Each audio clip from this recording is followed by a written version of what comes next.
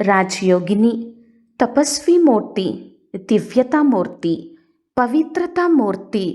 దాది కోసం ఎంత చెప్పినా కూడా తక్కువే. అటువంటి ఆదరణీయ ప్రకాశ్మణి దాదీజీ బ్రహ్మకుమారీస్ ఈశ్వరీయ విశ్వవిద్యాలయానికి 1969 జాన్యువరి నుంచి 2007 ఆగస్టు 25 వరకు ముఖ్య ప్రశాసికగా ఉండి ఎన్నో రకాల అద్వితీయమైన అద్భుతమైనటువంటి సేవలు చేశారు. అటువంటి ఆదరణీయ దాది ప్రకాశ్మణిజీ కోసం రాజయోగిని దాది హృదయమోహినీజీ ఏ విధంగా దాది యొక్క విశేషతలను చెప్తున్నారు అనేది తెలుసుకుందాము. దాదీజీ సాకార్ బాబా యొక్క ప్రతిరూపంగా ఉండేవారు. సాకార్ బాబా ఈ విషయం పైన చాలా అటెన్షన్ ఇప్పించేవారు. ప్రతి ఒక్కరూ కూడా మురళి అనగా ఈశ్వరీయ మహావాక్యాలను చాలా ధ్యాస శ్రద్ధ పెట్టి వినాలి. ఒకవేళ మురళి వినేటువంటి సమయాన ఎవరికైనా సరే ఆవలింతలు కానీ నిద్రమత్తు కానీ ఉన్నట్లయితే బాబా వెంటనే అటెన్షన్ ఇప్పించేవారు. వీరిని లేపండి, లేదు అంటే వాయుమండలం పైన దీని యొక్క వైబ్రేషన్స్ యొక్క ప్రభావము పడుతుంది. బాబా ఈ విధంగా ఉదాహరణ తెలియచేసేవారు.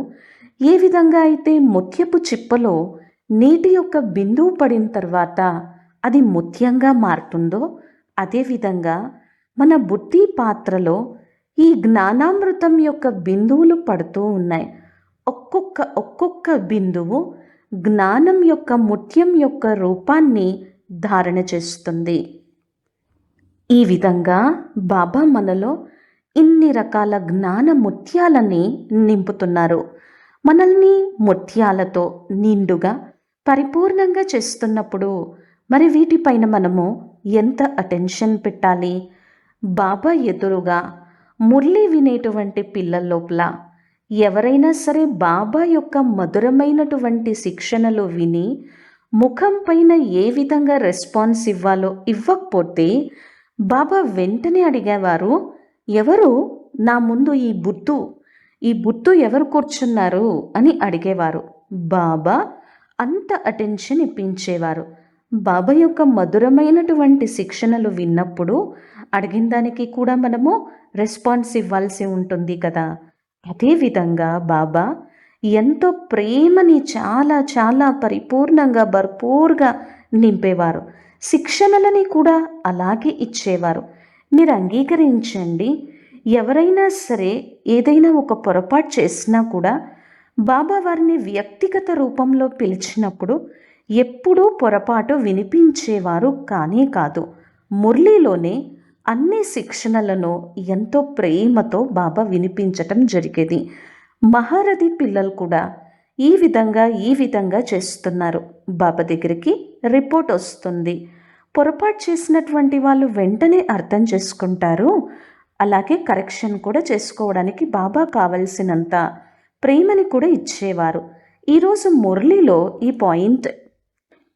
పాయింట్ నా కోసమే విశేషంగా వచ్చింది అని ఆలోచించేవారు. మురళి తర్వాత బాబా యొక్క రూమ్లోకి ఆత్మిక సోదరీమణులందరూ కూడా వెళ్ళటం జరిగేది. బాబా తన గద్దె పైన విష్ణుమూర్తి ఏ విధంగా నిశ్చింతగా ఉండేవారో అలాంటి స్వరూపంలోనే బాబా ఉండేవారన్నమాట. మేమందరం కూడా బాబా చుట్టూ కూర్చునే వాళ్ళం. మీరు అంగీకరించండి, బాబా ఒకసారి మురళి నడిపించిన తర్వాత ఎప్పుడూ కూడా బాబా ఎదురుగా ఆ పిల్లలు ఎవరైనా వచ్చినా మనస్సు నిండా ఎంతో ప్రేమ భావనతో బాబా ఉండేవారు.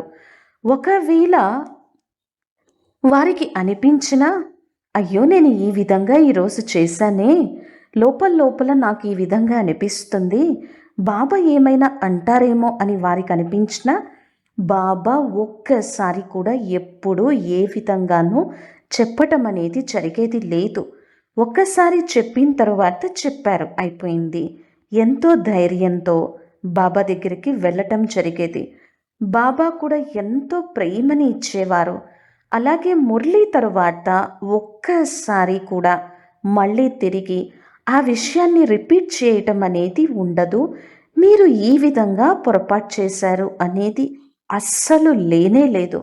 అంతటి ప్రేమని బాబా ఇచ్చేవారు. అలాగే పిల్లలు కూడా మర్చిపోయేటువంటి వారు. ఈ విధంగా బాబా ఎంతో ప్రేమని నింపేవారు.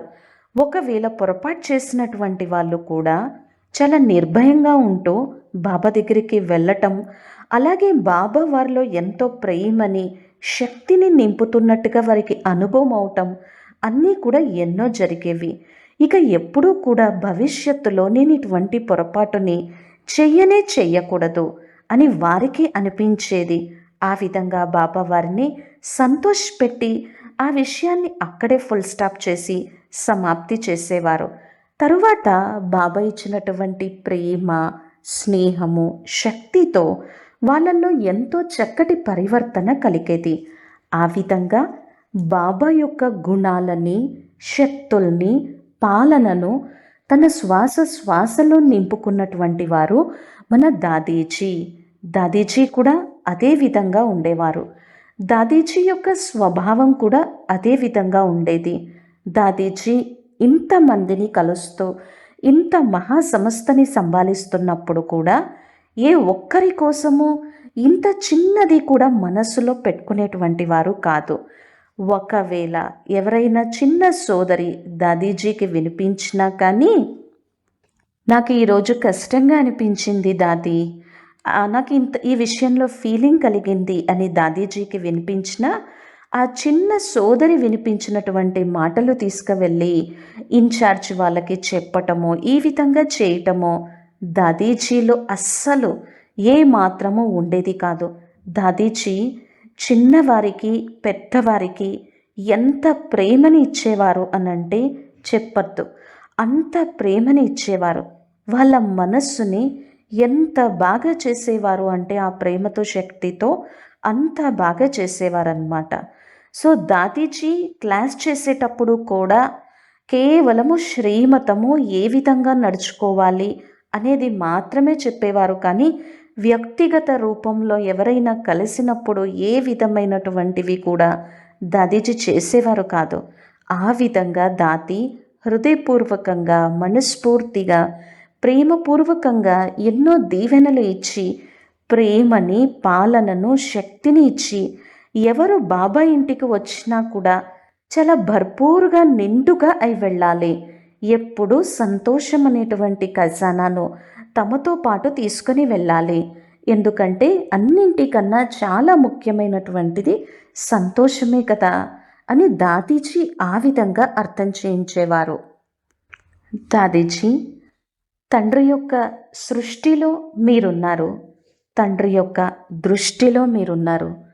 తండ్రి యొక్క సేవని మీ శ్వాసగా భావించి ఎంతో చక్కగా, అర్థవంతంగా చేశారు. అటువంటి ఆదరణీయ ప్రకాశ్మణి దాదీజీ అద్భుతమైనటువంటి వారు. దాదీజీ కోసం ఎంత చెప్పినా కూడా ఏమీ చెప్పనట్టే.